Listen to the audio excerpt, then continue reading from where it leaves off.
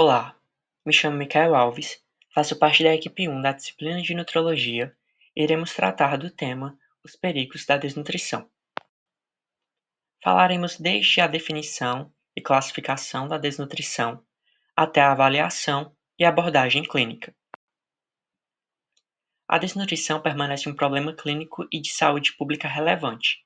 Ela compromete funções vitais, como a imunidade, massa muscular, metabolismo e desenvolvimento. E na nutrologia, a identificação precoce é essencial para reduzir a morbidade e mortalidade. Observando o mapa da fome do mundo, podemos perceber que atualmente cerca de 821 milhões de pessoas vivem sem ter o bastante para comer, mostrando a importância do tema. A desnutrição pode ser definida como um estado resultante da ingestão insuficiente de energia e ou nutrientes. É um desequilíbrio entre a necessidade metabólica e a oferta nutricional. Pode ocorrer por baixa ingestão, má absorção ou maior demanda metabólica. Ela pode ser classificada como a desnutrição energético-proteica, com déficit calórico e proteico, como a deficiência de micronutrientes. Pode ser classificada em aguda ou crônica, e quanto à sua gravidade. Os tipos de desnutrição. A desnutrição energético-proteica pode gerar um marasmo, o kwashiorkor, ou marasmo associado com o kwashiorkor. A desnutrição por deficiência de micronutrientes pode gerar anemia, risco de infecção ou cegueira, imunossupressão, raquitismo ou osteomalásia e anemia megaloblástica. A desnutrição aguda gera perda de peso rápida por estresse, infecção, fome, e a crônica é um déficit de crescimento linear por deficiência prolongada. Na sua classificação de gravidade, ela pode ser descrita como leve, moderada ou grave, considerando o IMC, o peso, a altura e o MUAC. Quanto à epidemiologia, no cenário global, 45 milhões de crianças com menos de 5 anos vivem com desnutrição aguda. Há uma maior prevalência na África subsaariana e no Sudeste Asiático. Conflitos armados estão associados a grandes aumentos. A desnutrição contribui para 45% das mortes infantis no mundo. No Brasil, há uma prevalência mais reduzida nas últimas décadas, mas está reaparecendo com a insegurança alimentar. Cerca de 15% das famílias em insegurança alimentar grave, de acordo com dados do IBGE. A desigualdade regional do Norte e do Nordeste concentram os maiores índices. Populações mais afetadas são crianças com menos de 5 anos, idosos e pacientes hospitalizados. A partir daqui, é fundamental entender que a desnutrição não acontece apenas por falta de comida. Ela é resultado de uma interação complexa entre fatores clínicos, sociais, ambientais e alimentares. Nós tivemos um aumento de casos devido à pobreza pós-pandemia, inflação alimentar, crises humanitárias. Do ponto de vista clínico, doenças crônicas como câncer, DPOC, insuficiência cardíaca e HIV aumentam o gasto energético e reduzem a ingestão alimentar. Doenças desabsortivas, como a doença celíaca e de Crohn, impedem a absorção adequada dos nutrientes. Situações de hipermetabolismo, como infecções graves, queimaduras e traumas, aceleram o catabolismo corporal. Além disso, transtornos alimentares e práticas iatrogênicas, como jejuns prolongados e dietas hospitalares restritivas, contribuem significativamente para o desenvolvimento da desnutrição. Além das causas clínicas, fatores socioeconômicos têm um peso enorme.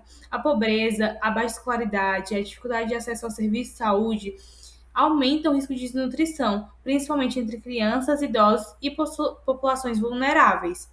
Os fatores ambientais também são determinantes. Crises humanitárias, guerras, desastres climáticos, secas comprometem a produção e o acesso aos alimentos. A insegurança alimentar é caracterizada pela restrição da qualidade e quantidade dos alimentos, mantém um ciclo contínuo de deficiência nutricional.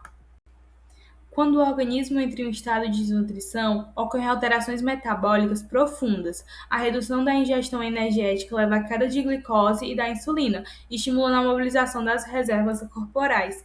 aumento do catabolismo proteico com perda de massa magra e redução de proteínas plasmáticas importantes, como a albumina.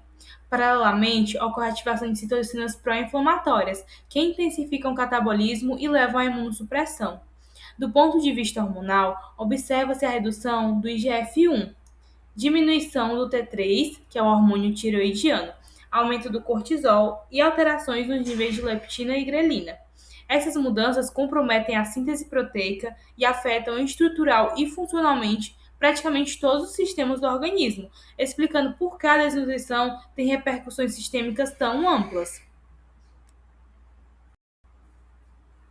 No sistema imunológico, a desnutrição causa atrofia dos órgãos linfóides, redução da imunidade celular e humoral, pior resposta vacinal e maior suscetibilidade a infecções respiratórias, gastrointestinais e oportunistas.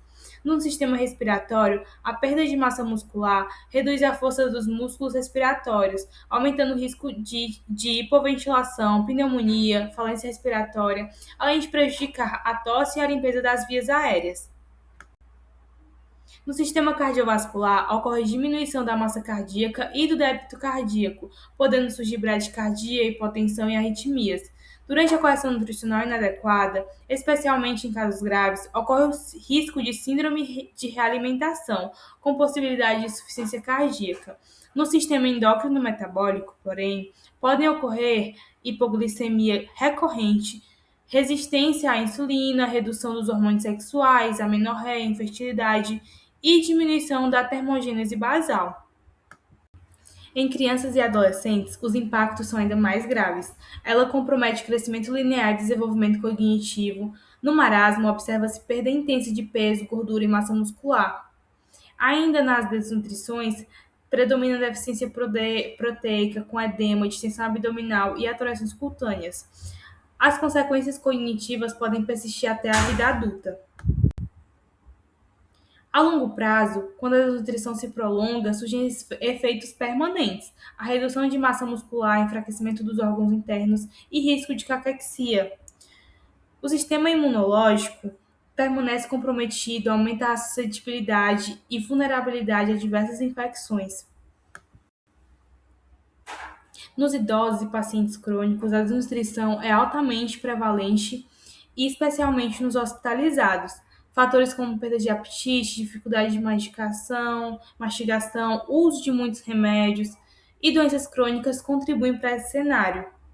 Isso pode acontecer maior incidência de infecções com esse agravo de desnutrição, úlceras de pressão, complicações em pós-operatório e aumenta a mortalidade.